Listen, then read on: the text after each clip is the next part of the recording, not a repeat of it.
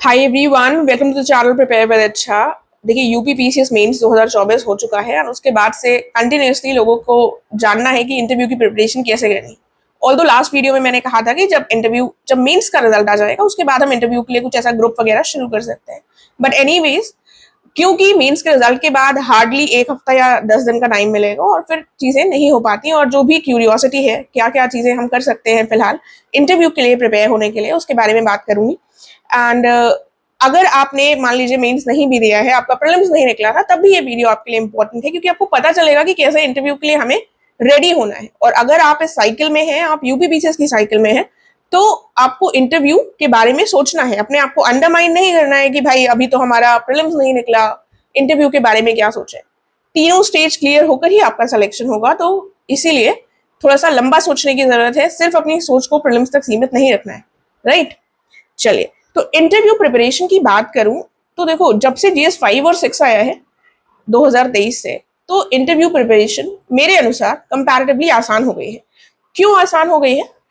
इसका main reason ये है कि उससे पहले क्या होता था कि जब इंटरव्यू होने वाला होता था तो कुछ इलाहाबाद के कोचिंग इंस्टीट्यूट्स या कुछ कुछ जगहों पर लोगों को क्लासेस लेनी पड़ती थी कि यूपी स्पेशल, कि यूपी का प्रशासन कैसे काम करता है, यूपी के बारे में चीजें नहीं पता होती हैं, ऐसे एडमिनिस्ट्रेशन कैसा है, जनरल एडमिनिस्ट्रेशन, पुलिस एडमिनिस्ट्रेशन नहीं पता रहता है, क्योंकि हमें पढ़ना नहीं होता था मेंस या फिर प्रीलिम्स में।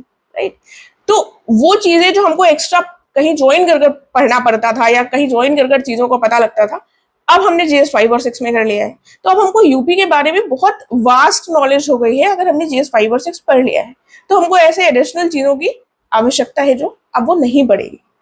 ठीक है, तो ये एक, मुझे लगता है जीएस 5 और 6 के जुड़ने से एक अच्छी चीज हुई है कि हमारी इंटरव्यू प्रिपरेशन में जो यूपी के लिए हमको परेशान होना पड़ता है वो नहीं होना पड़ेगा।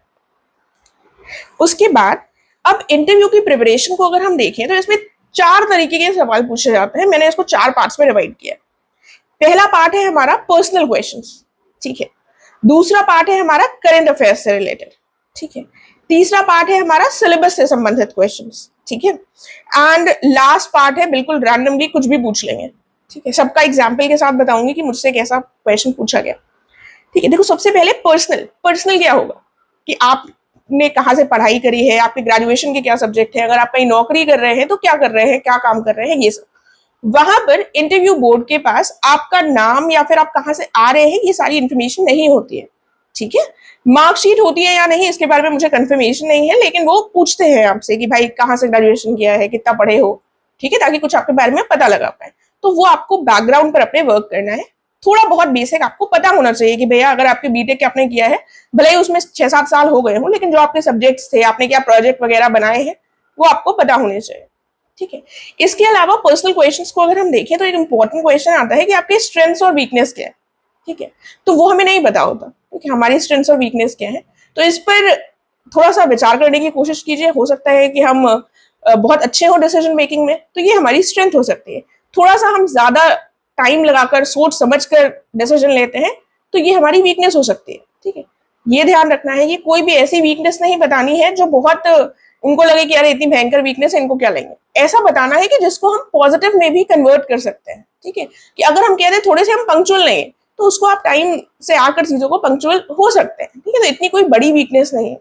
तो अपनी जो स्ट्रेंथ्स है वो भी कोई बहुत हवा हवाई नहीं बतानी है कि हम बिल्कुल परफेक्ट है, और अपनी वीकनेस भी इतनी नहीं वीकनेस बता देनी है कि वो पहले ही रिजेक्टेड, ठीक है। तो ये पर्सनल, ये जो क्वेश्चंस होते हैं उसमें ये आता है। एक और पर्सनल क्वेश्चन में इंपॉर्टेंट आता है हॉबी। देखो, जो मिडिल क्लास लोग होते हैं हमारे जैसे, वो हॉबी ऐसे डेवलप नहीं करते, ठीक है। मतलब ऐसे कुछ ही लोग होते हैं जिनके पास ऐसे कोई हॉबी हो, वरना सोचने बैठोगे तो लगेगा क्या हॉबी है वहां पर, लेकिन कई बार पूछ लेते हैं कि हॉबी क्या है, ठीक है। तो उस पर हमको कई बार बहुत सोचना पड़ता है कि हम हॉबी बताएंगे क्या। उसके लिए कुछ जो नॉर्मल हॉबी है कि रीडिंग या राइटिंग, ऐसा कुछ थोड़ा सा ढूंढने की कोशिश करो जो बता सको, ठीक है। जिसके बारे में अगर क्रॉस क्वेश्चन कर दिया जाए तो वो आप वहां पर उसका रिप्लाई कर सके, राइट। कोई योगा वगैरह करता है तो उसको भी बता सकता है, ठीक है।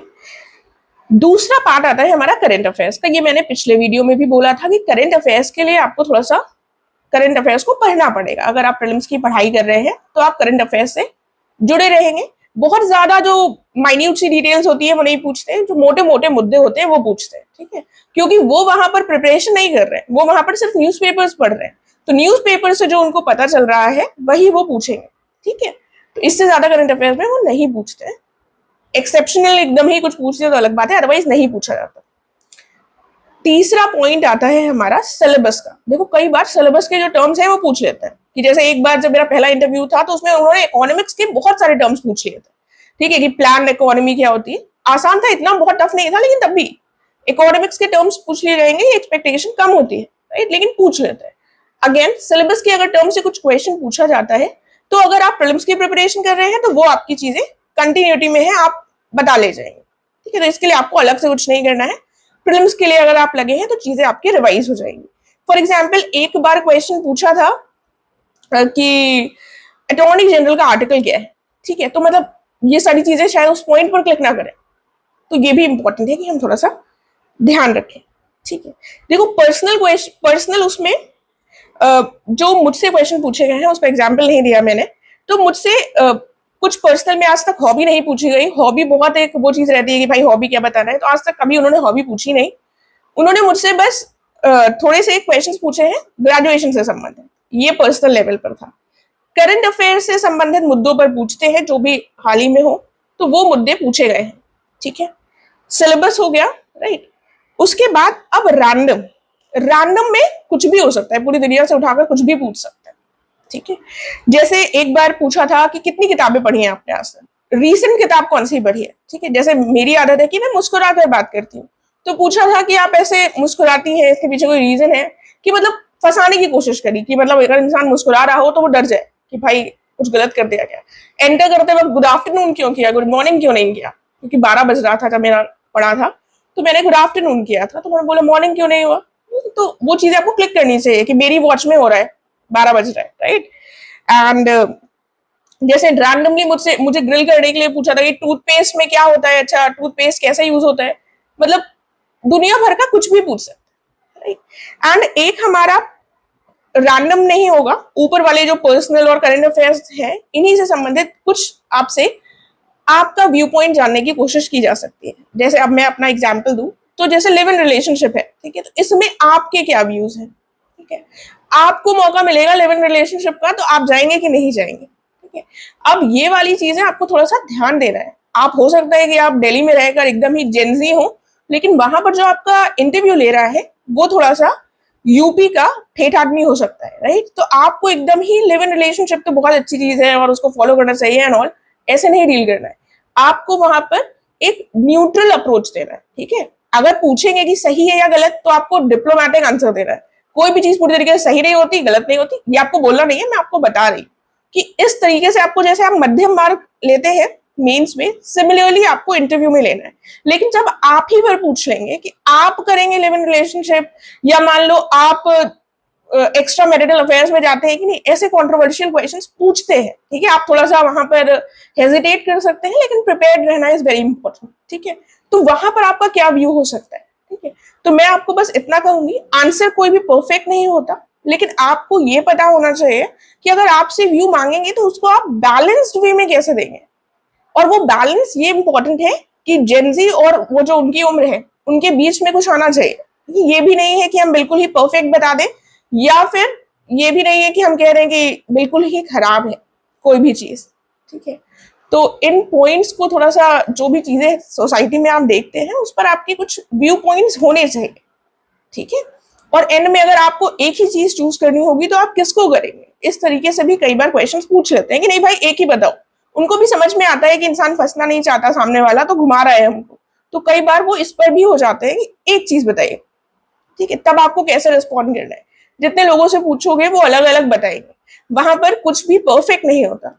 एक चीज जो सबसे इंपॉर्टेंट है इंटरव्यू को क्वालिफाई करने की और इंटरव्यू में अच्छे मार्क्स लाने की, वो है कॉन्फिडेंस। अगर आप कॉन्फिडेंस के साथ कुछ भी, मतलब कुछ भी नहीं, ठीक ठाक आंसर्स का रिप्लाई करते हैं, कुछ चीजें आपको नहीं भी आती हैं, आप सॉरी बोल देते हैं, थोड़ा सा आपके चेहरे से ये नहीं लगना चाहिए कि भाई ये तो एकदम ही डरे जा रहे हैं, कांपे जा रहे हैं, थोड़ा सा नॉर्मल रहने की कोशिश कीजिए। देखो कोशिश करनी है, आई अंडरस्टैंड नहीं हो पाता, टफ होती है चीजें, बट स्टिल कोशिश तो हम ही को करनी पड़ेगी ना। तो वहां पर कोशिश करना है आपको कि आप कॉन्फिडेंस के साथ अपनी बात को रख सकें। अगर आपको बहुत ज्यादा डर लगता है और आपको लगता है भाई हम कैसे फेस करेंगे, और कम्युनिकेशन स्किल्स कभी कभार हमारे इतने अच्छे नहीं होते कि हम अपने आप को प्रॉपरली एक्सप्रेस कर पाए। चीजें हमको पता होती है लेकिन हम तब भी एक्सप्रेस नहीं कर पाते। उसके लिए क्या किया जा सकता है? उसके लिए मिरर में देखकर अपने आप से बात कीजिए, अपने आप से ही क्वेश्चन पूछिए, अपने आप को ही आंसर दीजिए। तो ये बहुत आपको हेल्प करेगा कम्युनिकेशन स्किल डेवलप करने में। एक इंपॉर्टेंट पॉइंट और आता है कि वहां पर हिंदी में जवाब देंगे कि इंग्लिश में। तो यहाँ पर आपसे कोई माध्यम जो है वो पूछा नहीं जाता, ठीक है। अगर मान लो आपको दोनों भाषाएं आती हैं और वहां पर हो सकता है कुछ लोग एकदम से इंग्लिश में पूछने लगते हैं, तो आप इंग्लिश में रिस्पॉन्ड कर दीजिए, वरना वो लोग हिंदी में शुरू करते हैं तो हिंदी में रिस्पॉन्ड करें, ठीक है। भाषा को लेकर इतना ज्यादा टेंशन नहीं लेनी है। अगर आपको लगता है आप हिंदी में सहज हैं, गो विद हिंदी, ठीक है। कई बार इंग्लिश मीडियम वाले भी हिंदी को ही यूज करते हैं क्योंकि फिर वो उस टेंशन में इंग्लिश निकल नहीं पाती है, राइट। तो ये कुछ पॉइंट्स थे जो मैंने बता दिए हैं। एक पॉइंट आता है मॉक इंटरव्यू का। वो मॉक इंटरव्यू तो जब रिजल्ट आता है मेंस का तभी जरूरत होती है। जो मॉक इंटरव्यू आप देखते हैं इसमें यूट्यूब में, बहुत डिफरेंट होते हैं वो, ठीक है ना। वहां पर जो होता है वो बिल्कुल डिफरेंट होता है। यहाँ पर उनकी रील्स बन रही हैं, अब वो सेलिब्रिटीज बन गए हैं, तो वो चीजें काफी डिफरेंट होती है। लेकिन मॉक इंटरव्यू मेरे हिसाब से देना चाहिए क्योंकि वो आपके कॉन्फिडेंस को डेवलप करने में हेल्प करता है। बस कॉन्फिडेंस के लिए ही जरूरी है वो, और बाकी चीजें काफी डिफरेंट होती है। माहौल हल्का होता है यहाँ का, कई बार मॉक इंटरव्यू वाले थोड़ा सा ज्यादा करते हैं, ठीक है। जो भी इंपॉर्टेंट पॉइंट मुझे लग रहे थे वो मैंने कवर कर लिए हैं। इनकेस कुछ आपका क्वेश्चन है तो आप पूछ सकते हैं यहाँ पर कमेंट करके। एंड इंटरव्यू से रिलेटेड प्रिपरेशन में फिलहाल एक बार जस्ट बता देती हूँ, आपको फोकस किस पर करना है। प्रीलिम्स की पढ़ाई अगर आप अच्छे से कर रहे हैं तो वो करनी है आपको। दूसरा, आपको अपने आप से बात करनी है, अपना व्यू पॉइंट डेवलप करना है और अपना कम्युनिकेशन स्किल डेवलप करना है। बस इतना कर लेंगे, इंटरव्यू हो जाएगा अच्छे से। एंड अगर आप मुझसे जुड़ना चाहते हैं तो प्लीज टेलीग्राम चैनल को जरूर ज्वाइन कर लीजिएगा, और वीडियो अच्छी लगी है तो प्लीज लाइक और शेयर करना मत भूलिएगा। Thank you so much.